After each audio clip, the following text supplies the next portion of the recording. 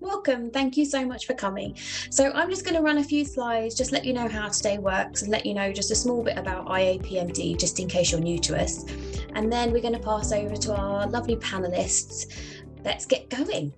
So Iapmd, we are an international nonprofit. So we were founded back in 2013, back when we were the National Association for PMDD only, and that was in America only. So in 2017, we went international. As you'll be able to tell by a few accents today, we are an international bunch now, and we focus on providing support, information and resources for anyone, anywhere impacted by PMDD or PME.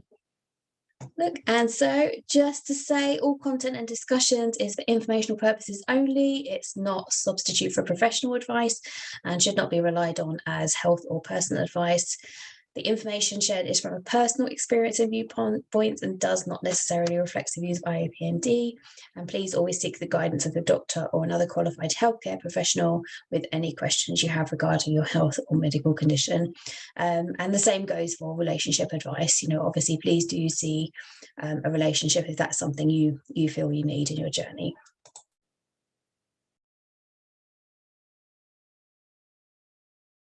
Just really quickly, if any of you are needing help to find a doctor, you can go to Find a Doctor on our website. And if you have found a doctor or a provider who is good, please do. Please add them here via Add a Provider. This means that loads of other people can help. It can help other people and leave them a review and let them know what to expect. Because as we know, seeing professionals with this condition can be really daunting. You don't know if they're going to have even heard of it, let alone know how to treat it. So this directory is really useful. So today we are going to be focusing on relationships. So that can be any kind of relationships, dating, serious relationships, any what's the word I'm looking for? Any sort of relationship structure, however it works for you. It's all very open. So I'm going to get our panelists to introduce themselves quickly. So I'm going to go Nick, because you're first up on my corner, please. Hi, I'm Nicole. Hi. Most people call me Nick. I'm from the UK. I'm Rachel. I'm also in the UK, and I'm here with my dog Harry. Yay! I'm Sid. Hi. I am in the Sacramento area in California, and yeah, I'm excited to be here. I'm excited to talk about all this stuff. I think Allison's unfrozen, so I'll hand it back to Allison. Thank you. Hi, thanks, Sid.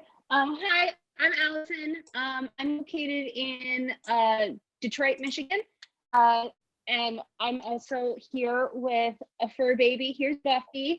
Yay! So very happy to be here. So both Nick, Rachel and Sid are members of our youth advisory board.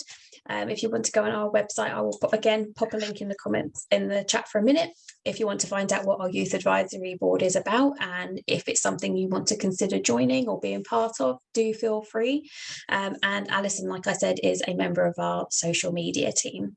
So today we're just going to be sort of sharing about lived experiences, really, just to sort of open up the conversations about what so many of us go through. So Nick, did you want to just briefly talk a bit about where you are in your sort of journey with PMDD? Yeah. So I'm at the end of my journey. So basically I've tried every less invasive treatment, and I have a date for a total hysterectomy with both fallopian tubes and ovaries removed on the 8th of December. So it's 1 week, and I really want to say 6 days. I think it's 5, but I'm not too sure. But yeah. You'll be good. You'll be great. And Rachel, if we go through in the same order. Yeah, I'm post-op. We're going to have nearly the same hysterectomy anniversary, because mine was 2 years ago on the 12th of December. Oh, close. I know. But I'm 2 years post-op, and it will be really interesting to hear the comparison on on how life was with relationships pre-op to post-op. So we'll come back on that one. Sid? I was diagnosed with PMDD in early 2019, and I have been on, for about 2 years, I was on just oral hormonal birth control. And then this past summer, I also started taking some low-dose SSRIs in combination with my birth control to treat my PMDD, which as of right now is doing me wonders. So that's where I'm at. Yeah, music to our ears. And Right. Alison. Hi. So I was diagnosed with PMDD in around 2018 is when it got pretty bad. And that's when I started working with antidepressants and lifestyle changes and such. And that worked really well for me up until a couple months ago. And at this point, I'm actually transitioning to a new antidepressant. So that's actually been a really interesting transition to go through. It's actually feeling pretty good at the moment, so I'm optimistic. And other than that, I've started EMDR and talk therapy and such, and that's where I'm at currently with managing my PMDD. Thank you so much for sharing. Okie doke. So we're going to go on. So we're going to have a little talk. Just open it up. You don't have to do this in any particular order. You don't have to talk to me. Feel free to talk to each other.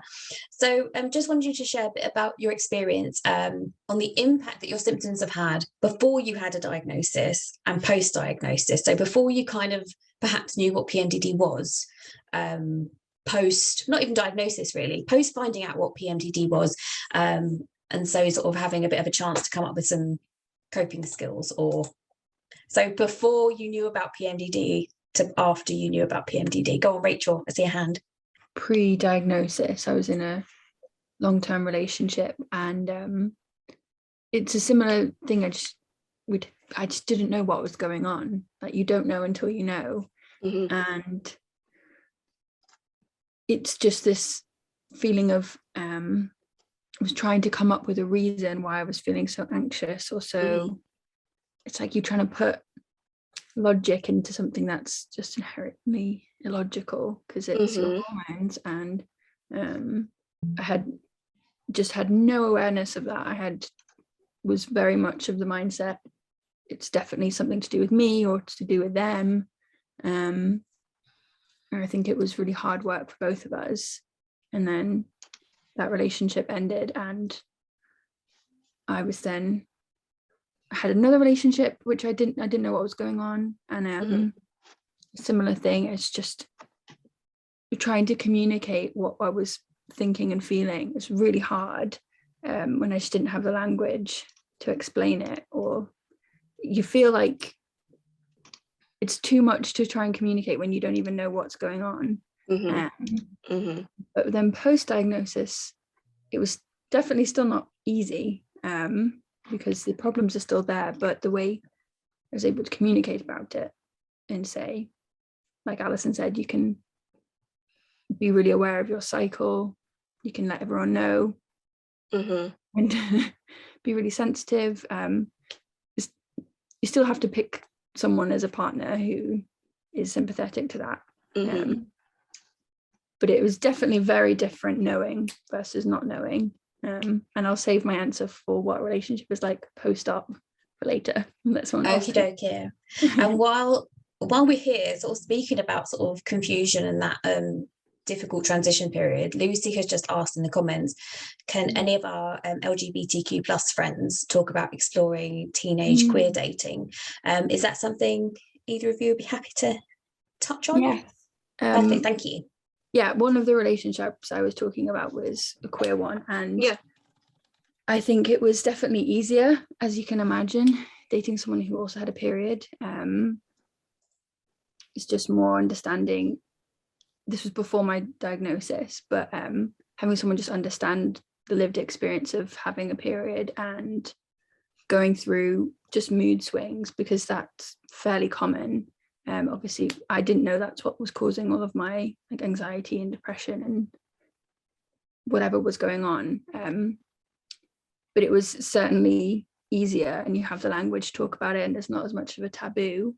But also, conversely, I would say maybe it's just the kind of queer spaces I was navigating in at university, is that there was a lot of I don't think I ever had this situation happen like directly, but it was more of like, there was just a vibe. There was lots of very feminist queer women who I think like to reject the idea that your period should have an effect on you. I don't know if anyone else relates to that. It's sort of like anti-feminist to admit that actually I'm really debilitated by my period. Yeah.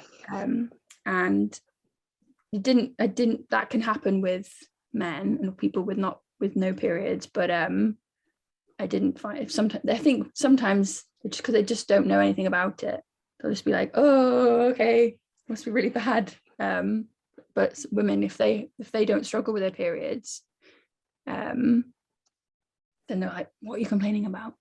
Right. Like, I'm fine. I get on with stuff. I can go to uni. And I don't think that ever like directly happened, but I was just very conscious of that. So that's my 2 cents on that. Can I touch on that for a second? I was going to say, you're nodding a lot. I'm nodding. I'm doing like a lot of bobbing over here. Yeah. I know the person that asked the question asked like specifically about like teenage queer dating, which I didn't have a whole lot of experience with. I didn't start dating women until I was in my earlier 20s. But I definitely had a girlfriend in my earlier 20s who did not have any, like her period was like easy breezy, beautiful, no problems here. And she understood, obviously she was like an empathetic person and a compassionate person, and like she wasn't totally dismissive necessarily of like, well, why can't you just get over it? But it did interestingly create like a dynamic of like, we would sometimes sync up on our cycles even because we were like spending a lot of time together, and we would sync up, and then we would really see the disparities between like, I'm having a full meltdown over everything and anything, and I feel like I'm losing my mind, and you're just like smooth sailing over here. And that's kind of causing some disparities of just like, well, if I can get through this so easily, why can't you get through this so easily? And I'm trying to understand, but also like, what is going on? And so, yeah, I mean, I think though, like I've also had like really compassionate male partners, and then like male partners who didn't understand at all and who like didn't really care, you know, they were kind of like, why can't you just get over it? I thought you went through this every month. Like, but yeah, specifically the relationship with that girl was kind of interesting seeing, and that kind of was what tipped me off too, that like, okay, so like it's not just me and my brain, there really is something different happening with my hormones, because I'm watching you go through the exact same thing physically that I'm going through, and we don't handle it the same at all. That's really, let me know if that answered your question, Yeah, Lucy, and if you have anything else to add, and I can come back to Rachel and Sid, that'd be fantastic. Nick, did you want to speak a bit? Obviously, like you're near the end of your journey now. If you can remember being, before you found out about PMDD, how your relationships were then post finding out about PMDD. I didn't really like date. I didn't really date that much. I was like, I remember going through a period in high school where I was obsessed with like boys, like, and it kept like changing and changing and changing. And I was like, but I thought it was like normal because of like hormones. And then when I got to uni, I'd not had like a few like relationships in high school, but the only like that I think most it lasted for like 3 weeks, and I called it off. And then I remember having this boyfriend, he was my second high school relationship, and we're like great, it was like a good relationship for like a high school relationship, and I ended it like abruptly, and then a few days later I came on my period, but at the time I never added it up. So like I felt guilty because he was upset, and then when I tried to get back together with him, which was probably like obviously we didn't get back together for the right reason, it was like too late, I'd already done the damage. And then when I went to uni, I did fancy this guy, but it just didn't work because other things got in the way. And on the relationship before, I found out that I had, well, it was PMS when I originally found out.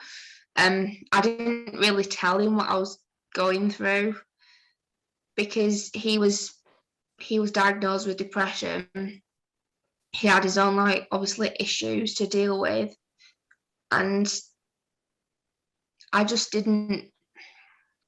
kept it all to myself. Like, I didn't tell him until there was like a time was like, there's like I know there's something wrong. So I eventually told him. And then when I went to see my GP and she said it was PMS, like, I rang him as soon as I came out of the appointment. And he was like a bit dismissive over it. Not dismissive, but just not he the didn't really response take it you well. needed. Yeah. So in that relationship, I think it was better for me to just like not mention it at all. Yeah, well, that leads to sort of an interesting point then. I think a couple of interesting things to come up from what you said. The whole, and I don't know whether it's coincidental, you know, that these relationships used to last 3 weeks, you know, and I'm sure my lived experience of PMDD was, you know, when I was in that time zone, I would just look at my partner and barely recognize him, or I'd just think, you know, you could leave me tomorrow and I'd be fine. Like, whatever, just completely nothing. So I think that would be something really interesting to discuss, is how the actual PMDD symptoms can sort of distort our perspective of how we look at relationships. But something that Nick just said was really interesting, and I've forgotten what it is. Let's go with that one. Let's talk about, and Rachel, can I just say, you're making me feel Christmassy, because it looks like you've got antlers when you sit back. Your artwork is making me think of Christmas. So one thing I think would be interesting was to talk about you know, how these PMDD symptoms, like how do your PMDD symptoms actually manifest within your relationships? You know, can you relate when you say, you know, because I just look at him and just think, you know, I just feel nothing, completely numb, completely zoned out.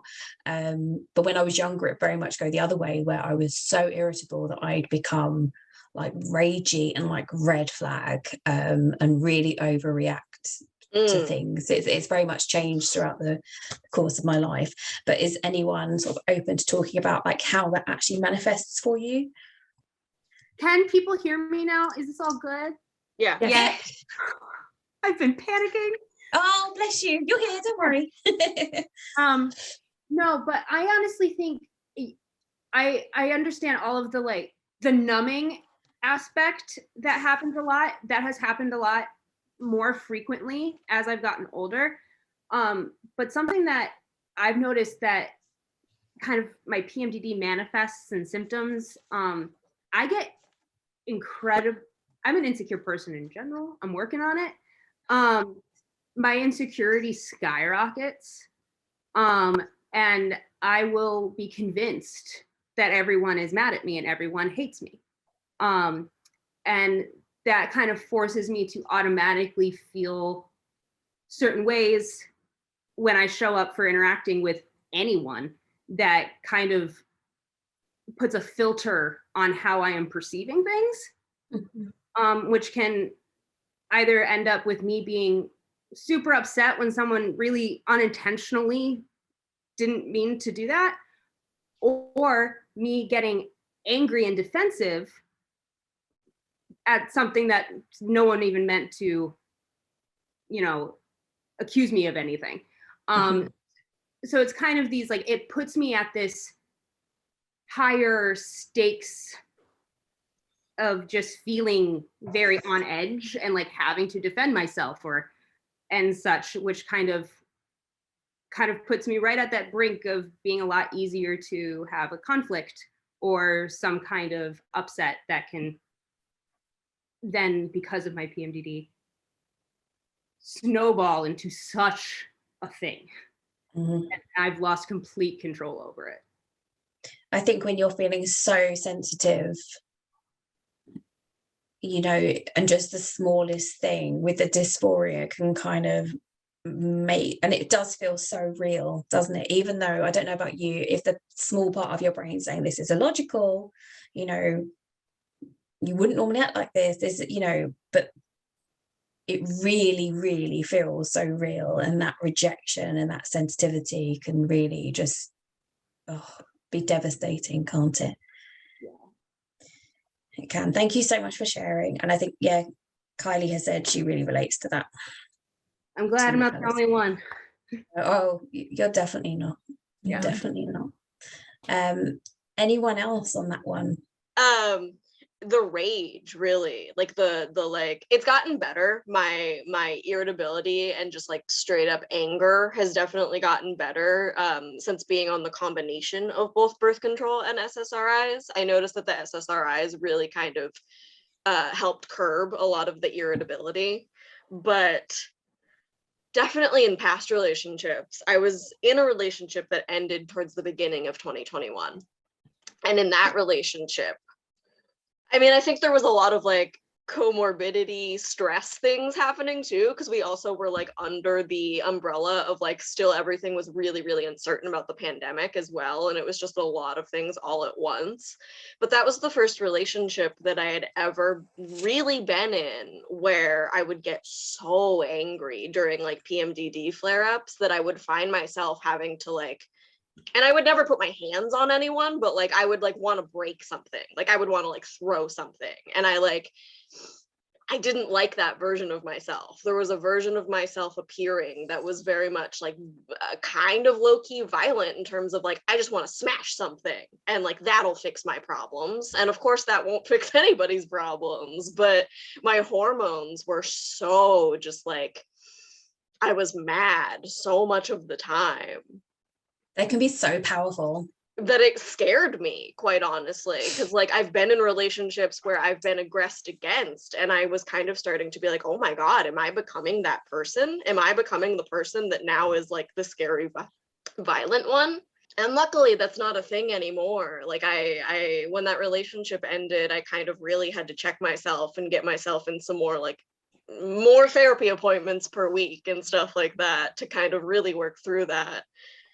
But yeah, I realized, and I didn't necessarily even realize it in the moment. It would be like later that I would be like, why am I so angry at everything? And then I would look at the calendar and I would be like, oh, it's because I'm in luteal phase. That's why.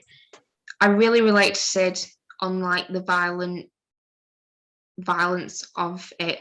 I can go from being like totally like, I don't love him anymore, don't want to be with him, and the amount of times we've nearly broke up, the relationship that I'm in now, the amount of times we've nearly broken up because I've told him to F off, and I just like feel like completely numb.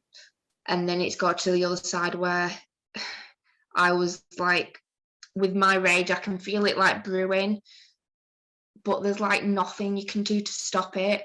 Those moments, can't they? They can be really scary because you're so, you know, when they say red mist. Yeah. And I can totally relate. And I think that definitely used to happen more when I was younger. But yeah, and doing things that made myself vulnerable as well, you know, like storming out the house at 2 o'clock in the morning, you know. But one of the things that's kind of come up a couple of times, Nick mentioned earlier, is like, how do you broach telling a new partner? Do you tell a new partner if you're casually dating? Like, do you even bother, or do you just plan dates where you're not going to see them? Or what has been your experience, and what has kind of worked well and not well in telling people about it and explaining? Actually, that's something that Kylie said. So Kylie has asked, the experience of PMDD isn't new to me, but having language for it now is. So how do you prepare to explain it to a partner? So on our website, under the patient tab, there is a section called Young PMDs. So on there already is a section about education, being in education, having a PMD. In the next couple of weeks, there's going to be another section which has been created by the IAB and some of the Youth Advisory Board, IAB, and our Clinical Advisory Board. So that's going to cover lots of this as well, like, you know, different ways to explain it to people, green flags to look out for, red flags to look out for, etc. So that is coming as well. But I think, yeah, in answering Kylie's question, what language have you found useful to explain it to people? What have you avoided using? What's gone well, what hasn't, you know? And there's nothing to say that, you know, two people aren't going to respond differently to the same thing, but, you know, from personal experience, It's hard to remember now. It feels like such a long time ago. Very long ago. But I think how I usually would explain to people, and this is, I don't know if I would explain it this way now, but because I thought I had bipolar disorder before I was got the diagnosis, which I think is very common. I would say, well, it's sort of like I experience it like being bipolar, but it's at the same time every month, and it's less like mania than it's just the depression. And that usually people can kind of wrap their head around that. And I think it kind of, if you're at the point where you're comfortable enough, sorry, no, you carry on, sorry.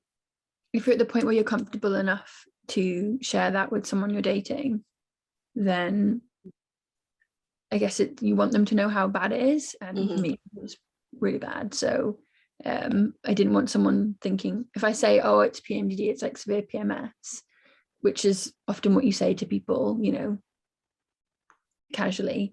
People are like, oh yeah, PMS, and sort of think, oh well, so what, do you get really bad cramps? And like, which I did, but it's like, no, it's more about, it's like mental, it's like a really severe mental illness. When you say I used to use the same, actually. It's a bit like bipolar, but with hormones and a certain time every month. And I think I don't love the description, but also it kind of adds a sort of a bit of severity to it. That perhaps if you say, I mean, I had to say when I met my partner, I said, I just get really bad PMS. You need to leave me alone for a week, a month. It's just really bad. And that's just how I explained it. And you know, he did. He was wise and did as he was asked. So yeah, I think that kind of, it's not an entirely accurate description, but I think in adding sort of the actual severity and how much it impacts you is definitely. And like I said, I don't think I would, you know, now knowing what I know, I wouldn't describe it as like bipolar disorder, but that's how I did, and it tend to get it across pretty well. And I think generally people don't really understand until they see you in that like state, because if you are able to be fairly like mentally stable, you know, 3 or 2 weeks of the month, and people see you in that state, it's very hard for them to understand how different you could be. And I think that's something I had not just in romantic relationships but in friendships, and people not really being like, I'm not computing, like, how can you not get out of bed for a week, and like, how can you just forget all your uni work when you're, the rest of the time I'm like super productive and very sociable. So I think it's a very vulnerable side of you, and I wouldn't let anyone see that until I felt like I could trust them with that part of me, which takes a while. And I think you want to see, you kind of want to test the waters and gauge how someone's responding when you say, oh, this is what I have, this is how it affects me. And if they're like, oh yeah, my mum has PMS, she's fine, like whatever, you're just like so kind of dipping your toe in the water to kind of get their level of sort of like empathy and understanding and perhaps maturity as well when it comes to, you know, discussing, you know, health issues and mental illness and so forth. I just really quickly want to touch on something that someone's asked, sent us a message asking if there are any persons of colour who can share their lived experience with PMDD. They can. So we have, I know this is a very white panel, we are normally a lot more diverse. If you look at our other sharing experiences, we do have 3 other members of the Youth Advisory Board who are women of colour, people of colour, who were all asked to take part, and unfortunately they could not, but they will be speaking at other sessions. We can put you in touch with those. I think all 3 would be really happy to speak with you and share with you. We're very aware it is a very white panel today, and it's something we did try and rectify, because we always like to be diverse as possible. But thank you so much for asking the question. It is very relevant, and we very much see it and agree with it. And I can put you in touch with our 3 other members if you'd like that. Please do let me know. But very relevant point, and thank you for raising it. Thank you. Does anyone else, want to continue to that one about how how and if and when.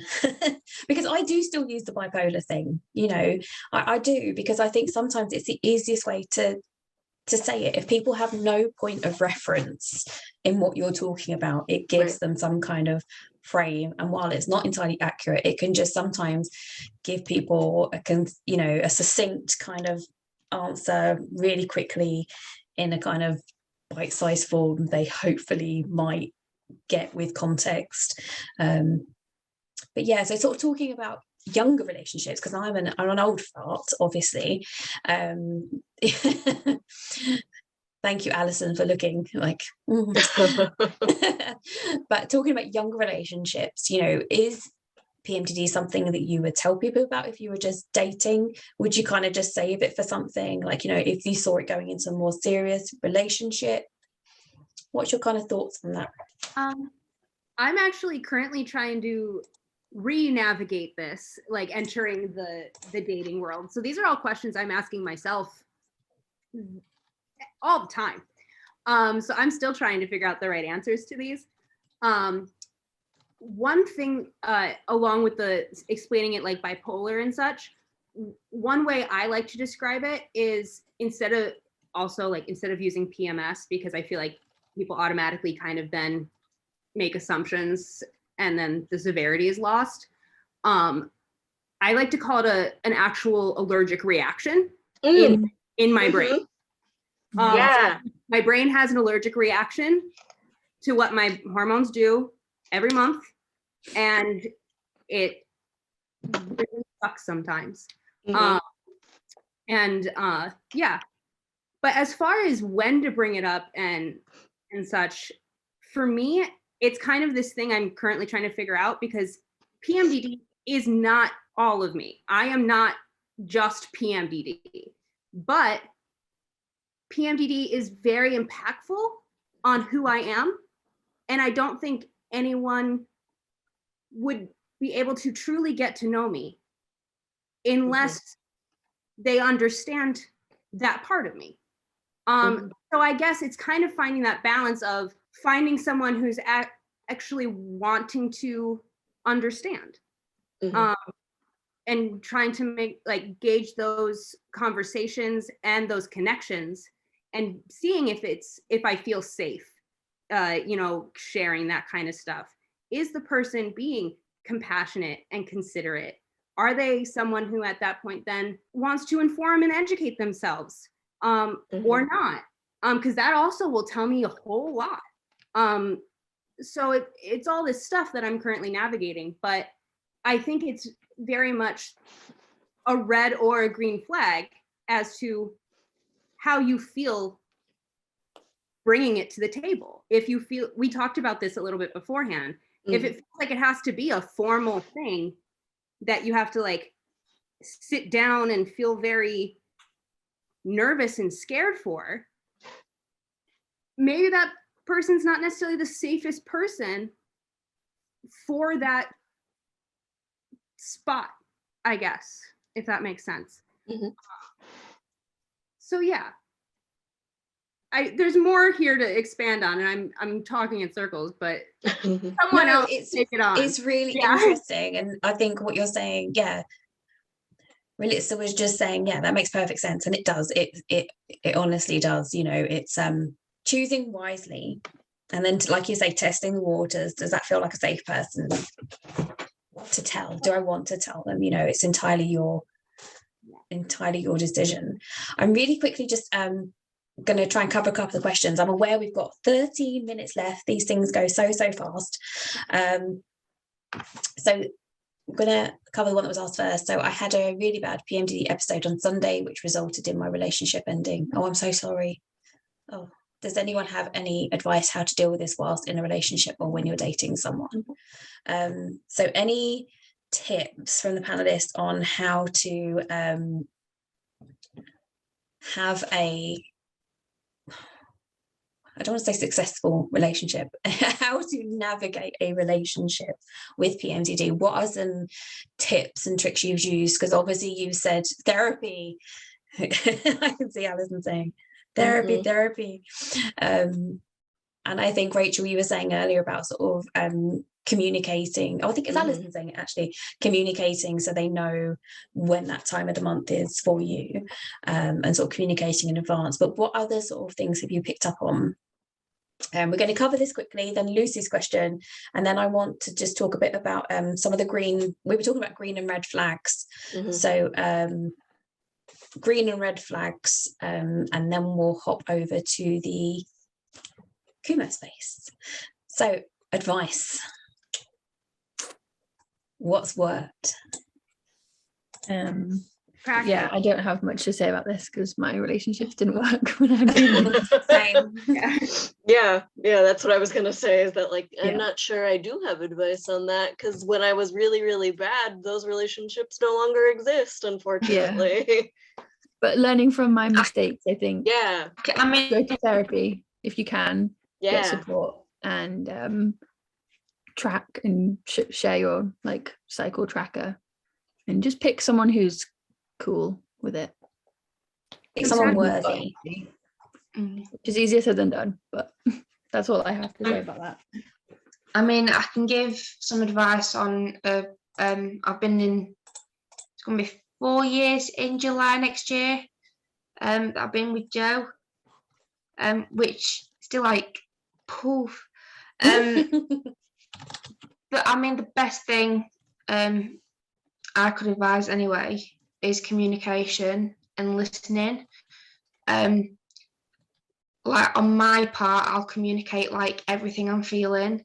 Mhm. Like I doubt my sexuality quite a lot, and that's like it mixes in with the do I love him anymore or whatever, and he knows that. And it was like one of the symptoms that I was like so scared of like telling him about because I was so embarrassed about it. But whenever I'm feeling like that, or just when my head is all over the place, I will tell him and let him know, so that like even though he might not know how to deal with it sometimes, even though we've been together that long, that he's just used to it. He's just used to like my symptoms, and he knows like even before I do that, like that I'm in that I'm PMDD-ing. Like he can like not adjust, but we can like work together to like get through it. So when we do come out of like the PMDD phase, we're stronger for it. And then like we were talking about earlier, like the rage in the relationships and stuff. He'll know I always go back to him and say I'm sorry, and we always argue when I'm bad with PMDD. So he'll know that the argument's because of that, and then we'll make up after. He just listens. So communication, listening, I think the best advice, and just making. I mean, he doesn't understand it. He knows how it affects me, but he doesn't necessarily like obviously knows what it is. I don't think anyone who hasn't been through it can understand it. I think you can have empathy for someone with another chronic condition, and you can try and understand it as best you can, but I don't think unless you've been through it you can. But the point is, if someone's trying, you know, that's a big green flag. And something, so Erica's just pointed out in the chat, which I think is really important. So the biggest thing I've learned is don't have emotional talks in the luteal phase. Tell them you need to defer them till post period. It's so challenging not to yell at them, but it's so much better long term. And God, I wish I'd known that when I was younger. I didn't have that foresight or self-awareness, unfortunately. It's really good advice though. Yeah. And any other advice from other people on I'm just aware of time?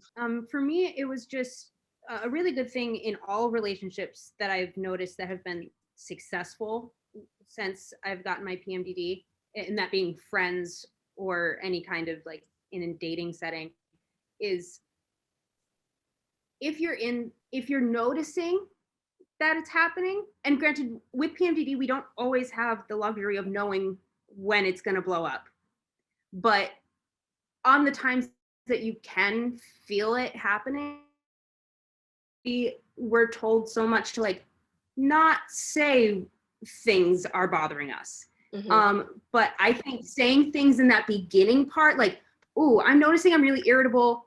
Oh, I'm on day 20.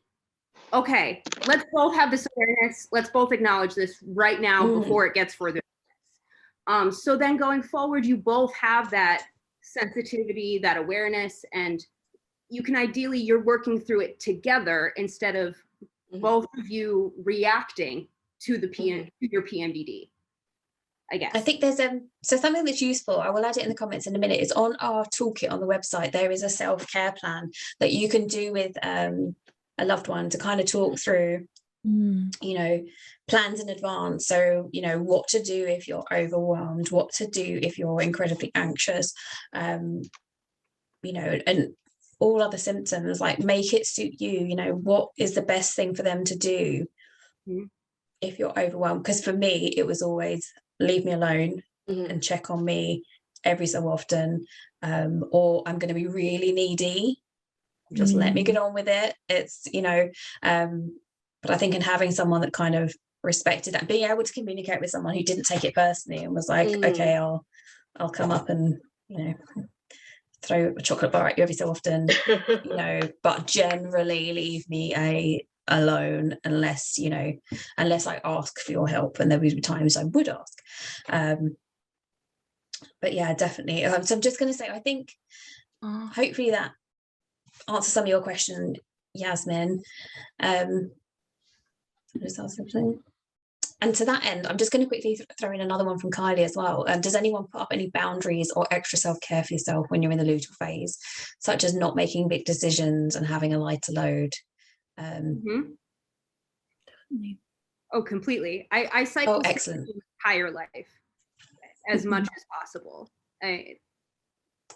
My work, I try to plan around when I know things are going to be better and when things are going to be worse. To me, it's the best way to help myself on the good days, and like, you know, support myself and do all those things, but then also give myself grace on those bad days. So yeah, no, I try to really think about my strengths that happen in each phase. Because in luteal, as much as I definitely don't have a lot of social skills and stuff, I can definitely focus on tedious little things on my computer. So sometimes I save those things for my luteal phase so I can isolate and just do my little things on my computer. And then like presentations or meetings and such like that, I try to do around, you know, the first half of my month, because that's when I know I'm going to show up and be able to feel confident and, you know, as much as possible. Granted, this isn't how everything works. Some things do fall during the luteal phase when I don't want it to. Right. But like, again, just offering the people around me the awareness also gives me that grace. So yeah. That's wonderful. Okay, I think we can talk about that more in the social. Just so we fit it in, we're going to do a couple of minutes on red flags. What are your red flags? And feeling safe around people, feeling safe in telling them about PMDD, safe they're someone you want to be with, and then we're going to go on to green flags. So we're going to go through this really quickly because we've got 3 minutes left. Okay, Sid. Okay, red flags flag. first. Red flags first. Red flag. In my last relationship, this was kind of specific to this last relationship, but I think it's a red flag in general for anybody who has any sort of PMD, whether it be PME or PMDD. In my last relationship, I made the person very aware of PMDD. Like I really educated them and they were willing to learn, and it was awesome in the beginning. And then it started being used as a weapon against me. Anytime I was upset about anything, it didn't even have to be luteal phase. It didn't have to be PMDD related. They had internalized the PMDD so much that it was, you're not upset at what I just said, even though what I just said was actually very hurtful. You're just hormonal. You're just having a PMDD flare up. And then I was being told more so like, this is just your PMDD. This is just your PMDD. Your hormones are acting up. And I would be like, no, I live in here. I live in here. And sometimes you're just a jerk. Yeah. And so I think just being aware of like, we're so vulnerable at times within our PMDs to things like, oh, well, maybe it is just me. Maybe it is just me. Maybe I am being hypersensitive. Maybe I did overreact. I'm sorry, this is my fault. But I think it's important to like trust your gut, and you live in your head and you live with this disorder, and you know when somebody is just being disrespectful compared to maybe you are feeling hormonal because it's luteal phase. But that was something that I started to, the gaslighting was kind of a lot. It was a lot of gaslighting in terms of like, this is just your PMDD. And sometimes it is just your PMDD, but also sometimes people are disrespectful. Yeah. Mhm. And it's Agreed. okay to tell people when they're being disrespectful. That's like the biggest thing that I've learned is it's okay to say no. This is, you're being rude. Mhm. I love Yeah, I you. second That's very well put. I would say the same thing, but you said it better than I would. So yeah, I agree. Same here. Yeah. Shall we talk Red about flags, green anyone flags else? then? Yeah, go on, let's go on to green flags. Let's go on to good bits, because I think that you hit a lot of points. Mhm. Mm. I think what Alison said, I think is a really good way of framing it, of if someone is willing to work with you as a team, and like you see the PMDD together as like, this is an obstacle in our relationship that we need to navigate together as a team, because that's just a green flag in any relationship, that a problem that comes up, you work together to figure out, and you support each other, and you can kind of get a sense of whether that partner is going to do that with you after the honeymoon phase wears off, and everything is sparkly and rainbows coming out their ass. That ends, and there comes to a point when there's a problem. Working on it together, it's not me versus them about the PMDD. It's like us together navigating this, and that's so much easier said than done, because you can get very anxious about, as we've said, about you feel really needy or you feel really angry, but just trying to bring yourself back to that, and I think that's a really big green flag. Yeah. Anyone else? Fantastic. Thank you all so much for sharing. I really appreciate it. You're all awesome.